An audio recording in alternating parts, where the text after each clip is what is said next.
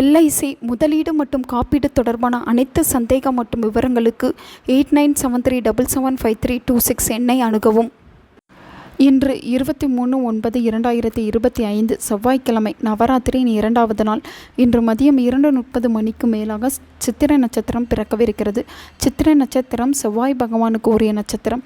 செவ்வாய் பகவானுக்கு உரிய அதிதேவதை முருகப்பெருமான் தான். செவ்வாய்க்கிழமையில் சித்திரை நட்சத்திரம் சேர்ந்து வருவது என்பது அதிசிறப்பு. ஆகவே இந்த நாளில் முருக வழிபாட்டை யாரும் தவறவிடக்கூடாது அல்லவா? உங்களுக்கு பணம் சம்பந்தப்பட்ட பிரச்சனை, கடன் சம்பந்தப்பட்ட பிரச்சனை, வீடு நிலம் சம்பந்தப்பட்ட பிரச்சனை, வேலை சம்பந்தப்பட்ட பிரச்சனை எது இருந்தாலும் சரி என்று முருகப்பெருமானை பின் சொல்லக்கூடிய முறையில் வழிபாடு செய்து பாருங்கள். நிச்சயமாக உங்கள் வாழ்க்கையில் இருக்கக்கூடிய தீராத துன்பங்கள் விலகும். இன்று மாலை 6 மணிக்கு மேலாக வீட்டு பக்கத்தில் இருக்கும் முருகன் கோவிலுக்கு செல்ல வேண்டும். கோவிலுக்கு போகும்போது 2 வெற்றிலை, 2 பாக்கு, 2 செவ்வாழை பழம், இந்த 3 பொருட்களையும் வாங்கி கொள்ள வேண்டும். முருகப்பெருமானுக்கு செவ்வரளி பூக்கள் மிகவும் உகந்தது, அதையும் வாங்கி கொள்ள வேண்டும். இதுபோல தீபம் ஏற்ற வேண்டும். நெய் தீபம், நல்லெண்ணெய் தீபம், அது உங்களுடைய விருப்பம். 2 தீபங்கள் ஏற்றினால் போதும்.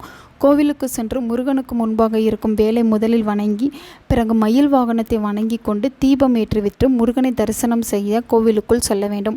உங்களுடைய கையில் இருக்கும் வெற்றிலைப்பாக்கு, செவ்வாழை பழத்தையும் குருக்களிடம் கொடுத்து முருகப்பெருமானின் திருப்பாதத்தில் வைக்க சொல்லுங்கள். அவ்வளவுதான். இதை நீங்கள் திரும்பவும் வாங்கி கொள்ள வேண்டாம். பூக்களை முருகப்பெருமானுக்கு கொடுத்து உங்கள் பெயரை சொல்லி அர்ச்சனை செய்து கொள்ளுங்கள். அர்ச்சனை செய்த பிரசாதத்தை மட்டும் நீங்கள் திரும்ப பெற்றுக்கொள்ளலாம். முருகர் பாதத்தில் வைத்த வெற்றிலைப்பாக்கு, செவ்வாழை பழம், இது 3ம் உங்களுடைய பிரார்த்தனையை முருகப்பெருமானிடம் கொண்டு சேர்த்துவிடும்.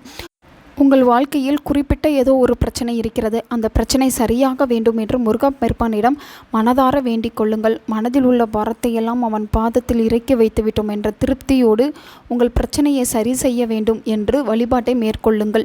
வழிபாட்டை நம்பிக்கையோடு செய்பவர்களால் மட்டும்தான் இதை உணர முடியும். இன்றைய தினம் இந்த வழிபாட்டை செய்து முருகன் கோவிலில் அமர்ந்து வேண்டிக் கொண்டவர்கள் யாரும் ஏமாற மாட்டார்கள். முருகன் நீங்கள் கேட்ட வரத்தை உங்கள் கையோடு கொடுத்து அனுப்புவார்.